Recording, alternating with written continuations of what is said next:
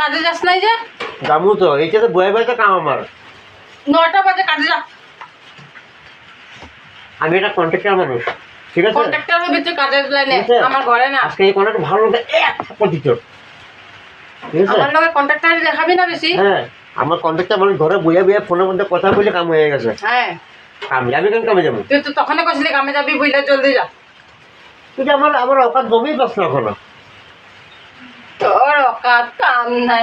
আমি এখানে বইয়া বইয়া কাম করি ফোনের মধ্যে কাম হয়ে যায় আমার। তোরে কইতাছি জলদি কামে যা, 9টা বাজে। নতঙ্গি করতে এই যে থাকবি। কাম আমি হাজিরা এখন করি না, আমি যে ঘরে বইয়া বইয়া ফোনে কথা কইয়া কাম হয়ে যায় আমার। এই ঠিক আছে, একটা কথা শুনতে বহুত বড় কন্ট্রাক্টর। এদিকে কি? পয়সার কোনো কমি পাস? না ঘরে কিছু কমি পাস? না তোর মালিকে থাকতে আমারে না।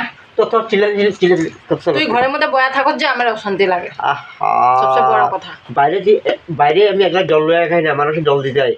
আর এখানের মধ্যে তো যেমন বাসন ধোয়া, রান্না হয়। এইটা তোর ঘর, হ্যাঁ। ঠিক আছে? ঘরের মধ্যে ঘরের মালকিন হয়েছে তোর মাইকি, বাইরের মধ্যে হস তুই কারো মালিক।